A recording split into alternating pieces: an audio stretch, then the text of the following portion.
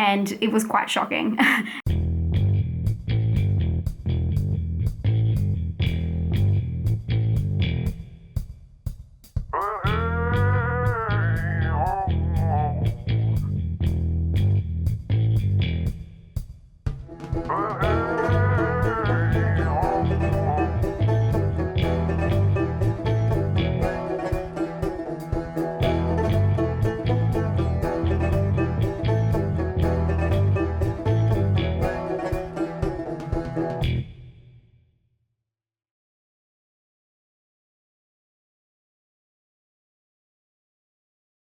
Hi guys, I just finished watching The Red Queen Kills 7 Times, also known as The Lady in Red Kills 7 Times, also known as, there was a different name, Bloodfest, Feast of Flesh.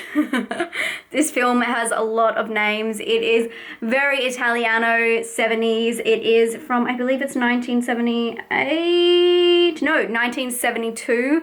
And it definitely shows. It's got those great Italian feels that we love in these kind of horror movies. Actually, I'm not a huge fan of in some of them. I love Suspiria, but I have some of them that I love, mainly the Argento ones, but this one was just a bit much for me. The film is about a curse that is living on in this castle, and there is a Red Queen who returns to kill seven times.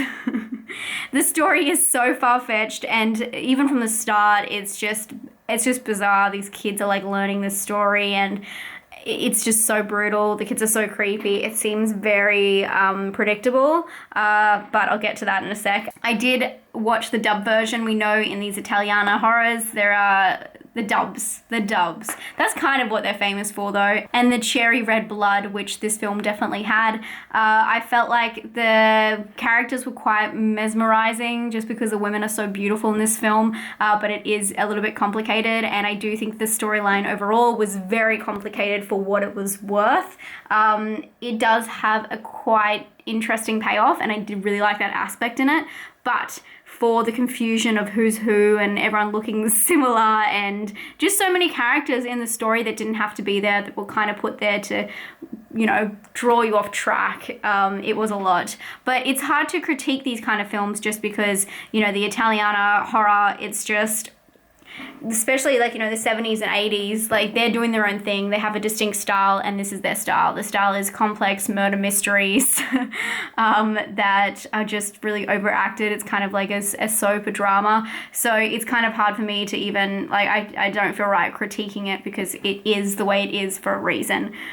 This film did not draw me in though. I felt kind of bored and dragged along from it, and I was just kind of waiting for the conclusion the whole time, which I will say it does have a good payoff. So if you want to stick around for that, it doesn't go for too long. It's an hour and 40 minutes, so at least it has that going for it.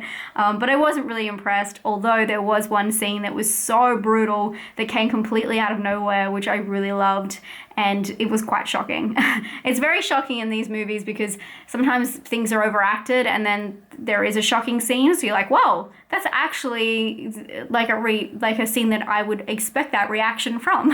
Even though I have been going on about how this film is very giallo and you know, Italian horror produced, it's actually made in Germany, and it was shot in Germany, and I believe it was produced by a German producer, but it was never released in Germany, I believe. Weird. But it's definitely the Italiana that we've all come to love with these kind of films.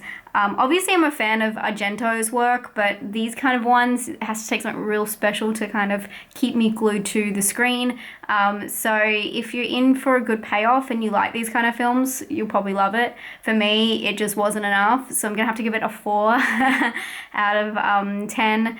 This is the lowest score I've given so far, but I don't mind it. I'm glad I saw it anyway, because I know that some people consider this one a cult classic, so I'm glad I've seen it. So that's what I watched this morning. Tonight I'm actually going to go and see Venom, so I wanted to get this one done today, and I hope you guys are having an awesome day, and I hope you're watching along with me. If you have watched this movie, let me know down below what you think of it, and also what it's called in your country, because that's very interesting to me. And I'll talk to you guys tomorrow. Better day tomorrow, let's hope. let's really hope. I think there's a really good one tomorrow actually, so let's, fingers crossed. Bye guys.